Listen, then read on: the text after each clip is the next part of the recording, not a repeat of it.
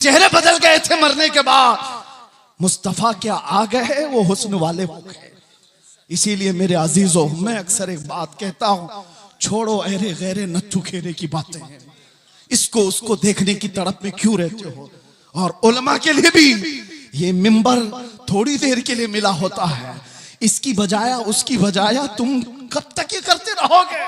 बात करो उस मुस्तफा की जिसकी बात करके 100 साल हो जाने के बाद भी बरेली का आशिक अभी मुर्दा नहीं कहलाता। जिस मजमे में जाओ आला हजरत जिंदा नजर आता है। वजह क्या है? वजह क्या है? वो आला हजरत ने अपने बाप दादों के कसीदे नहीं पढ़े थे। आला हजरत पठान कबीले की तारीफ में नहीं गुनगुनाए। जब बात आई तो यूं कहते, मैं गदा हूं अपने करीम का, मेरा दीन पारे ना नहीं। किसी ने अगर तारीफ के लिए कहा तो वो आला हजरत ने किसी सेठ की, किसी बड़े पीर की या किसी लोगों की तारीफ में जुबान नहीं खोला। दुनियादारों की बात कर रहा हूं, दुनियादारों की बात नहीं। आला हजरत कहते थे वो कमाल हुस्न हुजूर है कि गुमान नक्श जहां नहीं। उसी हुस्न की बात कर रहा हूं मैं। आला हजरत क्या कहते हैं? वो कमाल हुस्न हुजूर है कि गुमान नक्श जहां नहीं। यानी एक हल्का नक्श लगाने का गुमान भी नहीं कर सकते। वो कमाल का हुस्न है। और यही फूल खार से दूर है। दुनिया के सारे फूलों में कांटे होते हैं, एक मदीने का फूल है जिसमें कोई कांटा ही नहीं। जहां भी शमा रोशन होगी धुआं तो आएगा ही। जहां चिराग रोशन होगा आसपास धुआं होगा। मगर बरेली वाला इमाम कहता है यही वो शम्मा है कि धुआं नहीं। धुआं तकलीफ देता है और शमा रोशनी देती है, लेकिन हर शमा के साथ धुआं होता है। सिर्फ मदीने की शमा है जिसमें धुआं नहीं, रोशनी ही रोशनी है।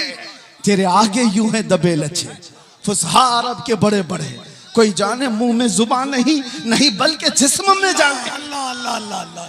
सरे अर्श पर है तेरी गुजर, दिल फर्श पर है तेरी नजर। मलको तो मुल्क में नहीं कोई है वो जो तुझ पे आया नहीं। करूं तेरे नाम पे जां फिदा, न बस एक जां दो जहां फिदा।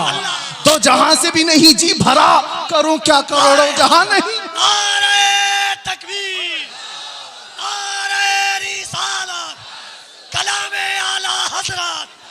इश्क़ मोहब्बत, इश्क़ मोहब्बत, इश्क़ मोहब्बत, इश्क़ मोहब्बत। बस्ती बस्ती करिया करिया। और एक बात, आज यहां पर खड़े होकर के आप कफील साहब से सुन रहे थे, किसी का नाम मत लो, किसी कुत्ते का नाम हमारे मिंबर से नहीं लिया जाता। गुस्ताखे रसूल उसका नाम भी नहीं लेता मैं। लेकिन एक बात मैं बताऊं, कितनी दिन किया गुस्ताखे, कितने दिन तेरी हयात। ऐसे कीड़े हर जमाने में आ गए, फना हो गए, लेकिन हसन बिन साबित अभी जिंदा है। काब आज भी जिंदा है। शरफुद्दीन बूसीरी आज भी कसीदे के साथ जिंदा है। हाँ, उन कुत्तों के नगमे सुनाओ जरा जो हुजूर पे भौंकते थे। अबू लहब के कलमे क्या थे? अबू जहल के जुमले क्या थे? उतबा शैबा के जुमले क्या थे?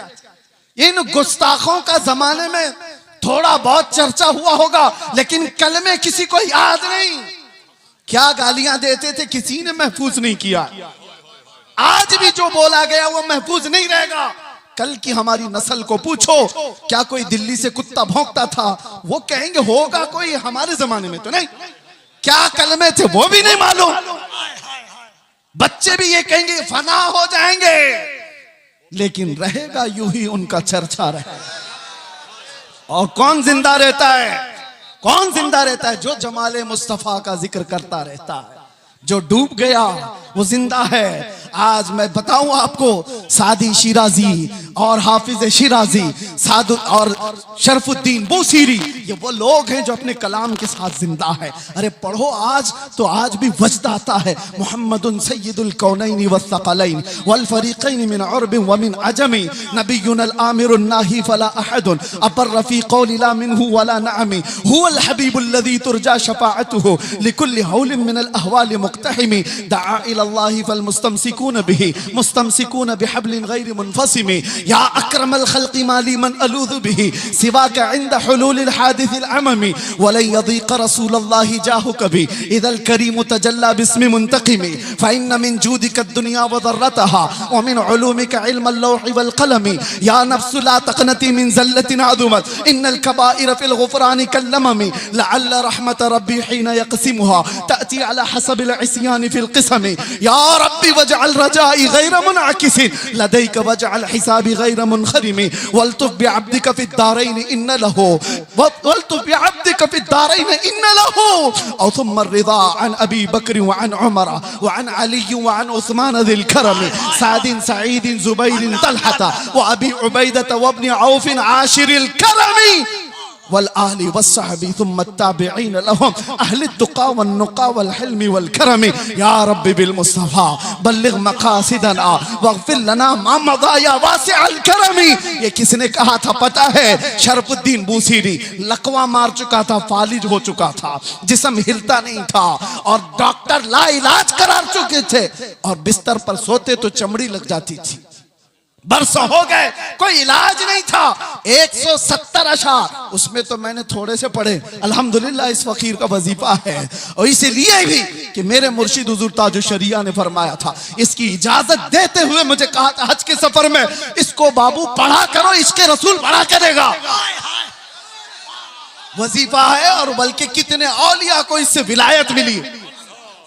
सुनिए, ये तो मैंने चंद अशार पढ़े, लेकिन शरफुद्दीन बूसीरी 170 अशार लिखे थे। और हुआ क्या था? दर्द का मारा, दुनिया का बेसहारा, और जब बीमारी का मारा पुकारता है तो वो आ ही जाता है। आए ख्वाब में, कहा बूसीरी वो सुनाओ जो तुमने लिखा था। कौन आए? जाने जाना आ गए, मुस्तफा करीम आ गए। अरे देख करके ही बीमारियां खत्म हो जाए, फिर हाथ रख दे दो क्या हो जाए? देख करके ही बीमारियां खत्म हो जाएं, हाथ रख दे तो फिर क्या हो जाए? शरफुद्दीन बूसीरी ने कहा, आका सारे तबीबों ने ला इलाज कह दिया, क्या करूं? हुजूर ने हाथ फेरा और कहा कुछ नहीं हुआ। आता है फकीरों पे उन्हें प्यार कुछ। चादर भी दे दी। बुर्दा इसीलिए कहा जाता है उसको, अरबी में बुर्दा चादर को कहते। अरे ख्वाब की बात ख्वाब की होती है, लेकिन मेरे मुस्तफा जब ख्वाब में आते हैं ना तो वो ख्वाब नहीं हकीकत होती। उठे तो घर महक रहा था खुशबुओं से, और गोद में वो चादर भी पड़ी हुई थी जो ख्वाब में मेरे आका ने दी थी।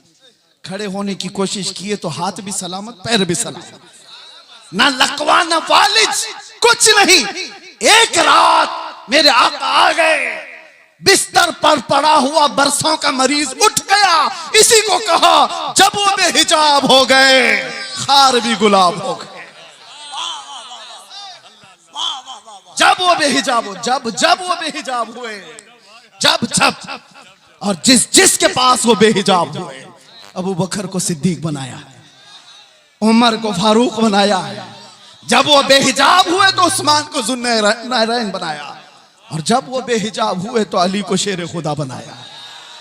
जब वो बेहिजाब हुए, गिरतों को उठाया है। एक अरब ने आदमी का बोलबाला कर दिया, खाक के जर्रों को हमदोशे सुरैया कर दिया। खुद न थे जो राह पर औरों के हादी बन गए, क्या नजर थी जिसने मुर्दों को मसीहा कर दिया। अल्लाह अल्लाह अल्लाह। और फिर गुस्ताखों की जिंदगियां लंबी नहीं होती, गुस्ताखों की जिंदगियां लंबी नहीं होती। और जो हुजूर की शान में भौंकता है ना, एक लिख के बात रख लो, जिंदगी भर वो छुप छुप के घूमता है। यहीं पे नहीं, पहले से रिकॉर्ड यही है, पहले से रिकॉर्ड यही है। वजह यह है कि भौंकने वाले कुत्ते को यह पता होता है बाहर शेर टहल रहा, भौंक तो लिया अंदर बैठकर। मैं अपने बारे में नहीं कह रहा हूं, 8 साल का हमारा बच्चा भी शेर होता है। इसीलिए आपको पता है उस पाखंडी के यहाँ 8 साल का बच्चा अंदर गया था तो पेपर में आ गया, मुसलमान बच्चा। अरे वो पानी लेने के लिए गया था, पानी लेने के लिए गया था, पेपर में आ गया। सबको बुला लिया कि ये मुसलमान बच्चा अंदर कैसे आ गया। मैं ताज्जुब में था, 8 साल का बच्चा आया तो क्या हुआ, पानी लेने गया। लेकिन बाद में पता चला ये 8 साल का तो है, लेकिन नाम मेरे मुस्तफा से जुड़ा है।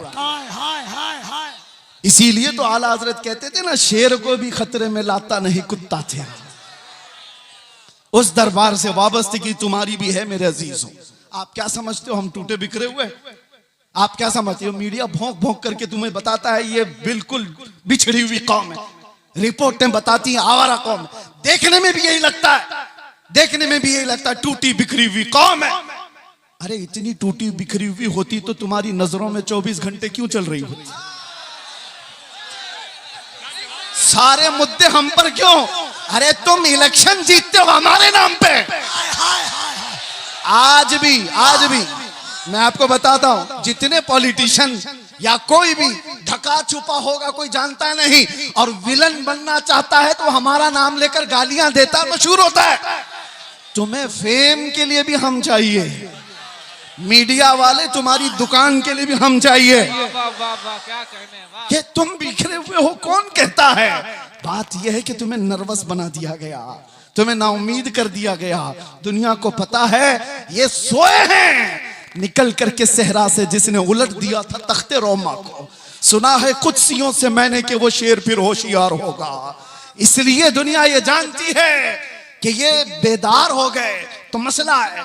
मैं आपसे कहता हूं टूटे बिखरे जिस तरह की भी रिपोर्टें तुम्हारे पास दी जाएं, मायूस ना हो। अल्लाह ने तुम्हारे पास आज भी इश्क रसूल की दौलत दे रखी है। ये दौलत वो है जो कायनात की सबसे बड़ी दौलत है। और इसीलिए मैं कहता हूं आ जाओ सारी जगहों से समेट करके। आज इंटरनेट तुम्हारी आंखों को खरीदना चाहता है, तुम्हारे अखलाक का कत्ल करना चाहता है। और यहाँ लड़कियां तुम्हारे सामने नंगी नछा करके तुम्हारे ईमान का सौदा कराना चाहता है। अजीज हो, इन चीजों के लिए तुम्हारी आंखें नहीं है, इन चीजों के लिए तुम्हारी आंखें नहीं। खालिद बिन वलीद एक लश्कर लेकर के एक किले के फतह करने के लिए गए थे और ईसाई मुकाबला करने को तैयार नहीं थे। मुहासरा कई दिन तक चला। ने चाल क्या चली थी, आकर के खालिद बिन वलीद से कहा हम लड़ेंगे नहीं, आप अपनी फौज को लेकर 3 दिन के बाद बाजार से गुजरते हुए हमारे किले तक आ जाइए, सही सलामत आ गए तो चाबियां आपके हवाले। खालिद बिन वलीद ने शर्त मंजूर कर ली, मगर उन खबीसों ने चाल ये रची थी 3 दिन के अंदर सारे मुल्क से हसीन तरीन लड़कियों को आधे कपड़ों में लाकर बाजार में खड़ा कर दिया, दौलत के अंबार बिछा दिए। क्योंकि उन ईसाइयों को मालूम था खालिद बिन वलीद के साथ जितनी फौज आई है ये सब जवान लोग हैं। भड़कता हुआ नफ्स नौजवानों के साथ होता है और नौजवान जल्दी बिकता है तो औरत पर या दौलत पर। और ईसाइयों ने ये रच दिया था। 3 दिन के बाद खालिद बिन वलीद जैसी बाजार में कदम रखे, शर्त के मुताबिक नजर पड़ी और यहाँ लड़कियों पर खड़े हो गए और पलट करके गुलामान मुस्तफा को जो उन्होंने तकरीर की थी, अल्लाह अल्लाह, ये कहा था ऐ गुलामान मोहम्मद आज तुम्हारे इम्तिहान का दिन है, अगर कदम डगमगाए तो कयामत तक फटकार बरसेगी और सलामत रहे तो अल्लाह के यहाँ महबूब कहलाए जाओगे। उन्होंने पूछा हमें करना क्या है? कहा वही करो जो मेरे मुस्तफा करते थे। कहा क्या करना है? मेरे आका जब बाजार में चलते थे तो अपनी नजरें नीची रखते थे, बस इस पर अमल करो और निकल जाओ। एक जुमला था खालिद बिन वलीद का, वो फौज पूरी निकल कर चली गई, लड़कियां अपनी तरफ बुलाती रहीं। मैं वो सोच करके हैरत ज़दा हूं, इश्के मोहम्मदी में डूबा हुआ नौजवान किसी आवारा हसीना के पीछे कैसे जा सकता है? औरतें उनको फरेफ्ता करने लगी, उभारने लगी, लेकिन तारीख में लिखा है वो नौजवान उस बाजार से ऐसे गुजर रहे थे कि अगर उनके सरों पर अंडा भी रख दिया जाए तो ना गिरता। इस तरह से गुजरते गए फौज की हरकतों के साथ। ईसाई तो वहां खुशियां मना रहे थे, सब इसमें लहू और लाहब में मसरूफ हो चुके होंगे, औरतों में दौलत में मसरूफ हो चुके होंगे। लेकिन सही सलामत खालिद बिन वलीद जब किले के पास आ गए तो हैरत में थे, चाबियां दी और ईसाई पादरी ने पूछा खालिद बिन वलीद से कि बताओ खालिद ये कौन सी फौज जमा की है, ये लश्कर कौन सा है, इनके दिलों में नफ्स है या नहीं, ख्वाहिशात है या नहीं? हमने हर तरह का हुस्न लाकर रख दिया था, तुम्हारा कोई नौजवान देखने को तैयार नहीं। खालिद बिन वलीद ने तारीखी जुमला कहा था, वही है जो हमारा मौजूए सुखन है। कहा था ऐ नादानो, तुम उन आंखों को खरीदने की कोशिश करते हो जिन आंखों में पहले से जमाले मुस्तफा बसा है। जो हुस्ने मुस्तफा को देखी हुई आंखें हैं वो दुनिया को क्या नजर से देखेंगी? जब वो बेहिजाब हो गए, खार भी गुलाम हो गए। बात समझ के चलो। इसीलिए अपनी आंखों में कुछ और नहीं बसाना। मुफ्ती आजम की दुआ याद रखो, कुछ ऐसा कर दे मेरे किरदगार आंखों में, हमेशा नक्श रहे रूए यार आंखों में। उन्हें न देखा तो किस काम की है ये आंखें, कि देखने की है सारी बहार आंखों में। और सुनो एक आशिक सादिक की तमन्ना, अरे कब्र में जाने के बाद मुनकर नकीर हर एक से सवाल करेंगे, झिझोड़ कर उठाएंगे, पूछेंगे बताइए सवालात के जवाब। लेकिन मुफ्ती आजम कहते हैं फरिश्ते जो पूछे कब्र में किसकी उम्मत हो, क्या कहते हो जवाब में, क्या कहेंगे? फरिश्ते जो पूछे कब्र में किसकी उम्मत हो, वो कहते हैं लो देख लो कि है तस्वीर यार आंखों में, लो देख लो कि है तस्वीर यार आंखों में।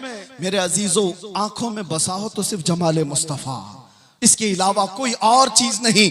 आओ अब मैं जुमले खत्म करते हुए उन उशाकान मुस्तफा की बारगाह में हाजिरी देते हैं जो हुजूर के दरबार में दस्तक दे करके भी बुलंदी को पहुंच गए थे। पहुंचे नहीं सहाबा, जो सहाबा जिंदगियां दिए हैं लेकिन बाद में आने वाले सिर्फ दस्तक दिए हैं और फिर भी बुलंदी को पहुंचे। सादी शिराजी ने कहा था बलगल उला बि कमालिही कशफत दुजा बि जमालिही हसनत जमीउ खिसालिही सल्लु अलैहि व आलिही। ये एक शेर इतना मकबूल हुआ था कि सादी शिराजी ने कहा था बलगल उला बि कमालिही, आका अपने कमाल से सबसे बुलंदियों पर पहुंचे। एक दूसरे फारसी शायर हैं, वो कहते हैं सादी ने कहा था रसूलुल्लाह बुलंदी पर पहुंचे, और मेरे आका ने सादी को फारसी में इतना बुलंद किया कि कोई उसके कदम तक भी नहीं पहुंचता।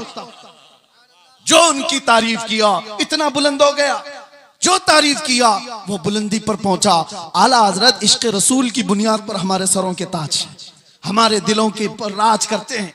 इसीलिए दूसरी बातें ना लाओ, इधर उधर की बात क्यों करें। हम जमाले मुस्तफा की। हजरत जाबिर बिन समुरा कहते हैं एक दिन 14वीं की रात थी, मैं घर से निकला, मस्जिद नबवी के पास आया, अचानक देखा मेरे आका हुजरे से बाहर निकल रहे हैं। सुर्ख धारीदार जुब्बा था और उस पर चमकता हुआ गुलाब जैसा चेहरा था।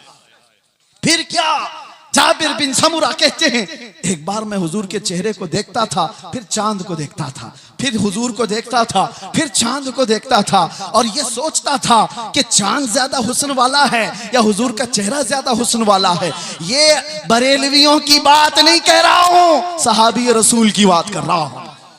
या आज जो ताना देते हो कि ये बरेलवी, इस तरह के बरेलवियों की बात ही वो है जो सहाबा की बात, साहबी रसूल की बात कर रहा हूं। साहबी रसूल कहते हैं मैं चांद भी देख रहा था, हुजूर का चेहरा भी देख रहा था। बार बार इधर उधर करने के बाद मैंने पूछा दिल से, बता हुस्न वाला ज्यादा कौन है? तो उनकी जुबान से जो जुमले निकले, शायर कहता है अपनी तर्जुमानी करते हुए, अरे चांद से तशबीह देना ये भी क्या इंसाफ है, चांद से तशबीह देना ये भी क्या इंसाफ है। चांद में तो दाग है, हुजूर का चेहरा साफ है। चांद में तो दाग है, हुजूर का चेहरा साफ है। ये सहाबा का अकीदा था, ये सहाबा का मामूल था। वो हुस्न वाला अगर किसी को मानते तो मेरे आका को। अब आखिरी आज से दिल पर हाथ रख करके बताओ, तुम्हारा ये ईमान है, तुम्हारा ये यकीन है, तुम्हारा ये मानना है कि इस कायनात में सबसे ज्यादा हुस्न वाला चेहरा मेरे आका का था?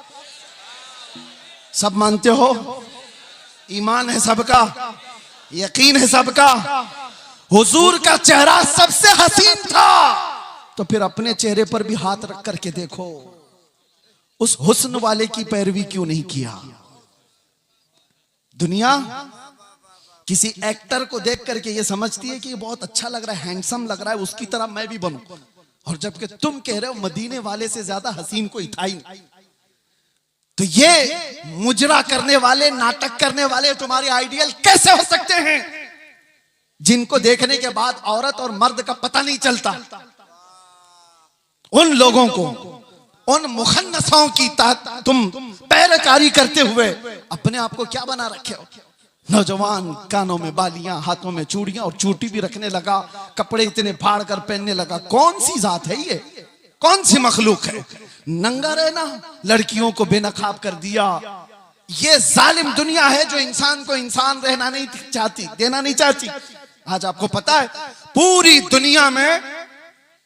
दुनिया में हुकूक का ढिंडोरा पीटने वाले इंटरनेट पे आज देख रहे होंगे एप्स्टाइन फाइल क्या है क्या है ये सब दुनिया के जालिम चेहरों की छुपी हुई तारीकियां। सब ताकत वाले नंगे हैं, तुम उनके पैरोकार ना हो। ये सब बड़े बड़े कुर्सियों पर बैठे हुए अंदर के रेपिस्ट हैं, अंदर के जिनाकार हैं, और ये दुनिया को सबक पढ़ाते हैं अमन का, ये दुनिया को सबक पढ़ाते हैं अखलाक का। आओ अखलाक की बात और हुस्न की बात करें तो ताजदार मदीना की बात। यहां जो कहा जाता है वो किया जाता है। यह नहीं है कि कुर्सी संभालने के बाद कुछ और कहा जाए और अमल कुछ और किया जाए।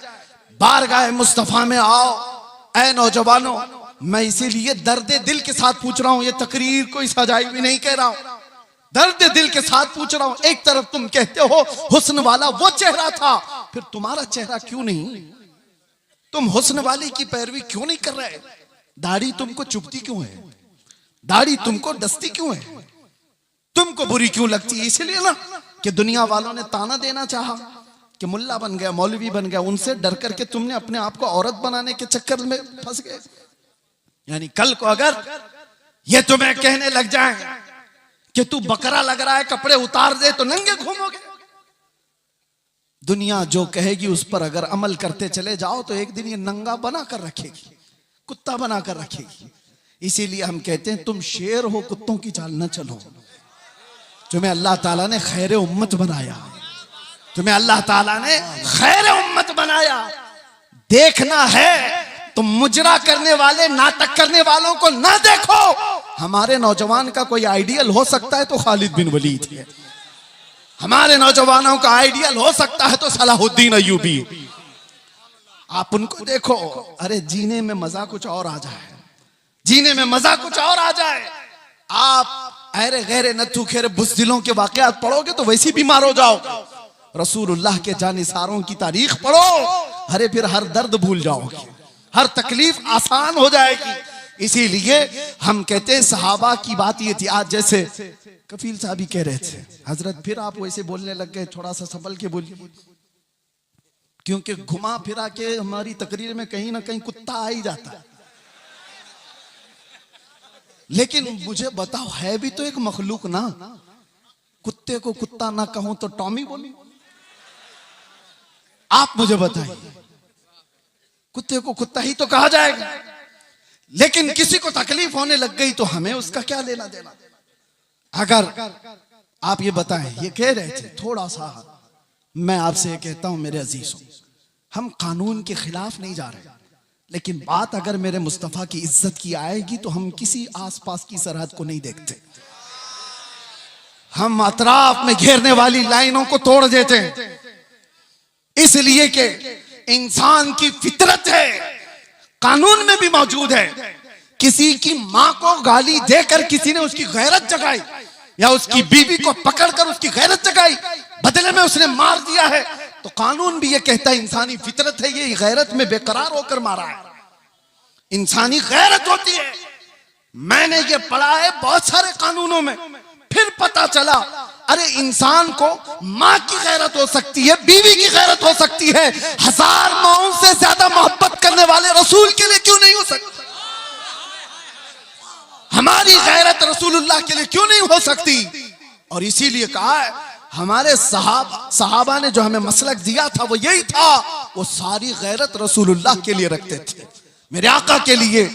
एक साहबी है जिनका बाप मुनाफिक था, अब्दुल्ला बिन उबई, उसने हुजूर को सिर्फ इतना, हुजूर के सहाबा को इतना कहा था, ये जिल्लत वाले लोग हैं जो मदीने में आ गए, हम इज्जत वाले लोग हैं और हम इन जलीलों को निकालेंगे मदीने से।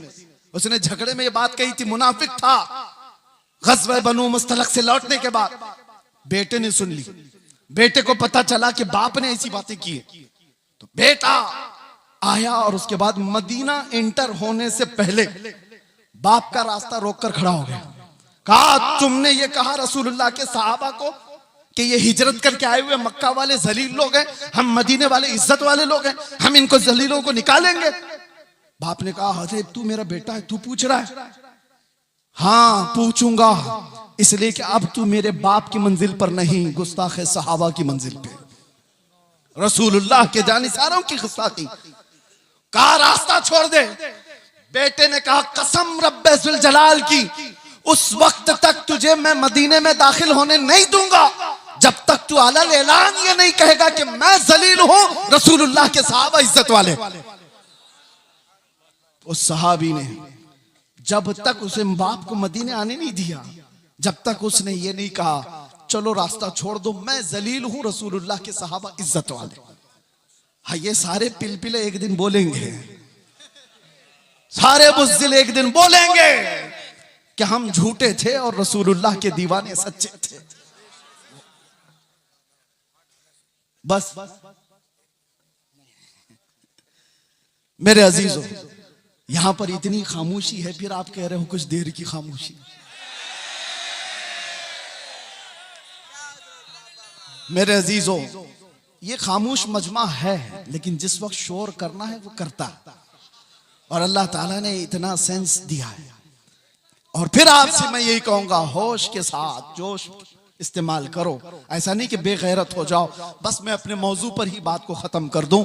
आओ हम इधर उधर की ना देखते हुए आज से रातों को ये तड़प लेकर के सोएं कि आंखें बंद हों कि जब रसूल पाक सल्लल्लाहु ताला अलैहि वसल्लम का दीदार हो जाए और यूं अर्ज करो, या रसूल अल्लाह मैं सो जाऊं या मुस्तफ़ा कहते कहते, खुले आंख सल्ले अला कहते कहते जिंदगी इस तरह से गुजरती जाए तो फिर देखना मेरे अजीजों, जिस गली से गुजरो तुम्हारा नाम पूछने की किसी को जरूरत नहीं होगी कि तू मुसलमान है कि क्या है। तुम्हें आजमाने के लिए लोग तुम्हारा नाम, तुम्हारे बाप का नाम, तुम्हारे दादा का नाम नहीं पूछेंगे। वो चलता हुआ दूर से देखकर कहेंगे खुशबू बताती है मदीने वाले का, इसकी चाल चलन बताती है मदीने वाले का है, इसका उठना बैठना बताता है मदीने वाले का है। लेकिन लाओ तो सही अपनी जिंदगी में रोजाना मेरे आका का कसरत से जिक्र करो। सुबह उठो, शाम में उठो, कसरत से मेरे आका पर दुरूद पढ़ते जाओ। इसलिए कि जो जिसका जितना जिक्र करता है वो उसका फिदाई बनता चला जाता है, जिसका नाम ज्यादा लेता है उससे वो करीब होता ही चला जाता है। इसीलिए मेरे आका ने फरमाया क़यामत के दिन सबसे ज्यादा मुझसे करीब वो होगा जो सबसे ज्यादा दुरूद पढ़ता था।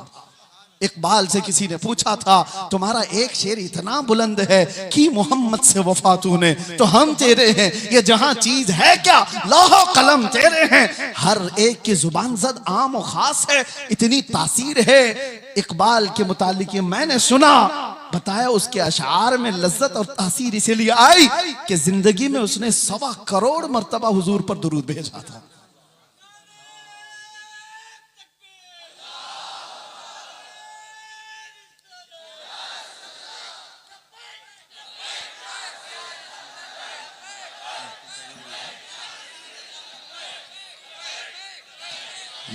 बस वक्त की यहाँ पाबंदी नहीं है, मुझे उन्होंने वक्त के लिए नहीं कहा है, लेकिन बात मेरे मुस्तफा की आए तो नौजवानों को इतनी बात याद रखनी चाहिए। हम सबसे ज्यादा माँ बाप भाई बहन रिश्तेदार सारी दुनिया से ज्यादा हुजूर से जब तक मोहब्बत ना करे ईमान कामिल नहीं। लेकिन साथ में ये हदीस तो पता है, एक और हदीस, अगर आपने कह दिया या रसूल अल्लाह मैं आपसे बहुत मोहब्बत करता हूं, कहोगे आप, कहते हो आई लव सैयदुना, ये तो अभी ट्रेंड चला था ना, सब जगह कहा आपने।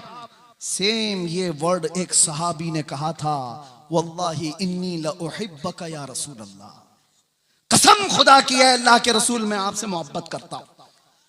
ये जुमला वही है, लउहिब्बका या रसूल अल्लाह, मैं आपसे बेहद मोहब्बत करता हूं। हुजूर ने क्या कहा, उन्जुर माज़ा तक़ूल, सोच के बोल क्या कह रहा है। समझ रहे हैं, अभी आपने कह तो दिया हम हुजूर से मोहब्बत करते हैं, मगर हुजूर कहते हैं सोच के बोल क्या कह रहा है। फिर उन्होंने वही जुमला कहा, कसम खुदा की है अल्लाह के नबी मैं आपसे बहुत मोहब्बत करता हूं। हुजूर फिर फरमाते हैं उन्जुर माज़ा तक़ूल, सोच क्या बोल रहा है। 3 बार उस सहाबी ने कहा तो मेरे आका जानते हो क्या कहते, हुजूर फरमाते हैं अगर तू अपनी बात में सच्चा है तो इंतजार कर, मुसीबतें इतनी तेजी से आएंगी जैसे पहाड़ से पानी आता है। हाँ, मोहब्बत रसूल का दावा करना सिर्फ हलवा पराठा खाने का नाम नहीं, बैठ कर नारे लगाने का नाम नहीं, ये शहादत गहे उल्फत में है कदम रखना। लोग आसान समझते हैं मुसलमान होना, हाँ तुम्हें इन तमाम मराहिल से गुजारा जाएगा। उलमा भी इस चीज के लिए तैयार रहे कि हमने हुजूर के नाम पर रोटियां बहुत खाई, इज्जतें बहुत कमाई हैं, जो कुछ भी मिला है मेरे आका के नाम पर मिला है। लोग मेरी जो तारीफ कर रहे हैं मौलाना कि जेल काट करके आ गए हुजूर के नाम पर, इज्जत रसूल के नाम पर, ये कुछ नहीं था, उशरे अशीर भी नहीं कहा जा सकता। वो अइम्मा इज़ाम है। हजरत मोहम्मद बिन हसन अस्करी 20 साल जेल में रहे। इमाम मूसा काजिम 7 साल जेल में रहे, जहर दे करके जेल में ही मारा गया। जेल से जनाजा निकला है। इमाम अहमद बिन हंबल ने 300 कोड़े खाए जिससे रीढ़ की हड्डी झुक गई। उन्होंने मोहब्बत मुस्तफा में ये सब बर्दाश्त किए। फिर आज हम ये कहते हैं मसलहत का पर्दा देखो, हिकमत की चादर में छुपे रहो। मैं पूछता हूं, मैं जो बात कहने जा रहा था बीच में डिस्कनेक्ट हुई। एक सवाल मुझे बताओ, आज मुझे भी नसीहत करो, मेरे भी बच्चे हैं छोटे से, मेरा भी घर बार है, मेरे भी रिश्तेदार, मेरी माँ है, भाई बहन है, सबको दर्द होता है। लेकिन जो लोग नसीहत करते हैं कि बच्चों का ख्याल करो, घर का ख्याल रखो, बीवी बच्चों का, माँ बहनों का ख्याल रखो, उनके आंसू से देखो। मैं पूछता हूं, वो बद्र में जाने वाले सहाबा के क्या बच्चे नहीं थे? उहद में मेरे आका के साथ जाने वालों की बहनें नहीं थी? उनका खानदान नहीं था? सबका खानदान था, बल्कि था तो ऐसा था, एक जवान शहीद होकर गिर गया उहद के मैदान में। मदीने की खातून दौड़ती हुई आई हुजूर की बारगाह में, कहा सुना है मेरा जवान शहीद हो गया, अगर आप इजाजत दें तो उसकी लाश देखूं। एक बेटा मरा है, आप इजाजत दें तो मैं उसकी लाश देखूं। कहा जा इजाजत से। वो आती है तो जानते हो, उस नौजवान का जुब्बा उठा करके पीठ पे हाथ फेरती है और उसके बाद फिर पलटाती है लाश और सजदे में गिर जाती। देखने वाले सहाबा ने पूछा, माई क्या कर रही हो शहीद बच्चे के साथ? सुनो तवज्जो के साथ जो कहते हैं, घर बार भी देखो। वो खातून कहती है, जब मेरा लाल निकल रहा था मैंने इसे नसीहत की थी कि बेटा अगर हुजूर पर कोई सख्ती आ जाए, जंग भारी पड़ जाए तो पीठ फेर कर भागना मत। अगर भागते हुए मारा गया तो मैं अपना दूध भी माफ नहीं करूंगी। मां ने कहा था हुजूर को छोड़ करके जाते हुए मारा गया तो मैं दूध नहीं माफ करूंगी। और फिर मुझे पता चला उहद के मैदान में जंग सख्त हो गई थी, लोगों के पांव उखड़ गए थे, कुफार गालिब आ गए थे। मेरा दिल डोलने लगा, कहीं मेरा बच्चा भागा हुआ तो नहीं हुजूर को छोड़कर। मैं दौड़ती हुई आई, रास्ते में किसी ने कहा नहीं शहीद हो गया है। फिर बेचैनी बढ़ी, भागते हुए तो नहीं मरा, भागते हुए तो नहीं मरा। मैदान में सिर्फ मुझे यही देखना था कि हुजूर को छोड़कर भागते हुए तो नहीं मरा था। आकर के मैंने लाश को पलटकर पहले उसकी पीठ पर हाथ फेरकर इसीलिए देखा कि पीछे से तीर तो नहीं लगे। अल्लाह का शुक्र बजा लाते मैं सजदा कर गई, इसलिए कि मेरा बेटा मरा है, सारे जख्म सीने पर लेकर मरा है। ये दो आलम से करती है बेगाना दिल को, अजब चीज है लज्जत आशनाई। लोग ये कहते हैं हम मसलहतें और हिकमतें क्यों नहीं देखें? जरूर अल्लाह ने फरमाया तदबीर करो, लेकिन जब मेरे मुस्तफा की बात आए तो सहाबा भी तो आइडियल है। बताओ मुझे कहने वालों, मेरी जिंदगी की क्या वकात? मैं कौन सा अहम आदमी हूं जो बच जाऊं तो लोगों का भला हो? मैं ये कहता हूं 1000 दर्जे बेहतर थे रसूलुल्लाह के नवासे इमाम हुसैन। उनका जीना पूरी उम्मत के लिए कितनी बड़ी नेमत, कितना बड़ा कमाल था, मगर उन्होंने जिंदगी बचाने की कोशिश नहीं की, मेरे मुस्तफा के दीन बचाने की कोशिश। जब वक्त पड़े नौजवानों समझौते में ना जाओ, कल क़यामत के दिन तुमसे भी पूछा जाएगा।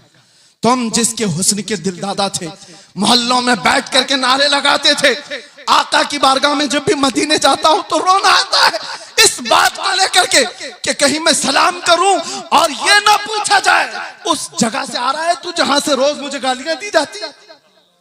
डर लगता है आज भी, इसीलिए हमारे जज्बात बेकाबू होते, इसलिए हम ज्यादा बोलते हैं, तल्ख लहजे में इसीलिए बोलते हैं, सख्त लहजे में इसीलिए बोलते हैं।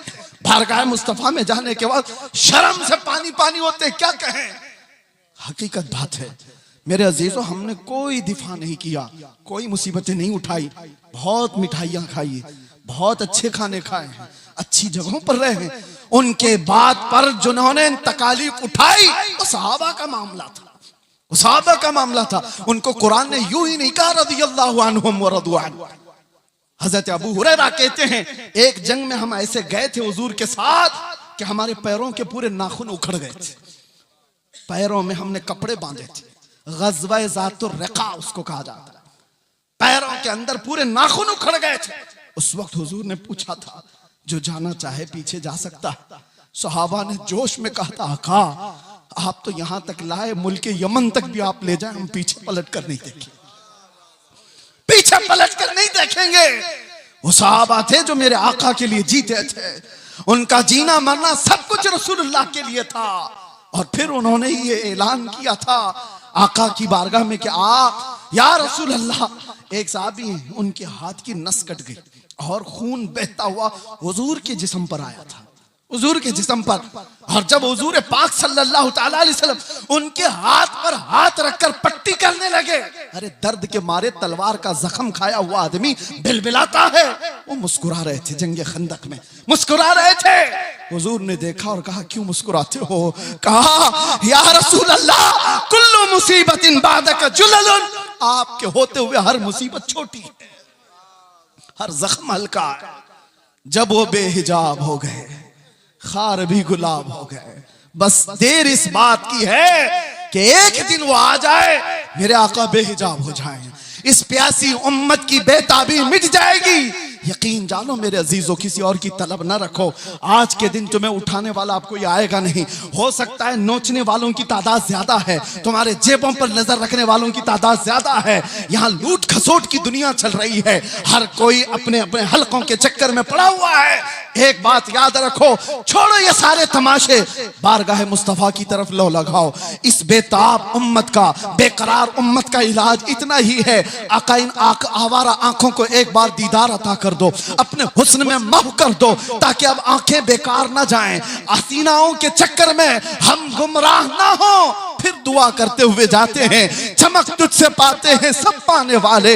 या रसूल अल्लाह मेरा दिल भी चमका दे, मेरा दिल भी चमका दे, मेरा दिल भी चमका दे, चमकाने वाले। बरसता नहीं देख कर अब्र रहमत, हम बदों पर भी बरसा दे बरसाने वाले। मैं मुजरिम हूँ आका, मुझे साथ ले लो, कि रस्ते में है जा बजा थाने वाले, कि रस्ते में है जा बजा थाने वाले। आका अभी वो उम्मी फिदा का या रसूल अल्लाह, तलब है तो सिर्फ एक ही तलब है। सुना है आप हर आशिक के घर तशरीफ लाते हैं, मेरे घर में भी हो जाए चरागा, मेरे दिल में भी हो जाए चरागा। लब्बैक या रसूल अल्लाह, लब्बैक या रसूल अल्लाह, लब्बैक या रसूल अल्लाह। एक ऐलान सुन।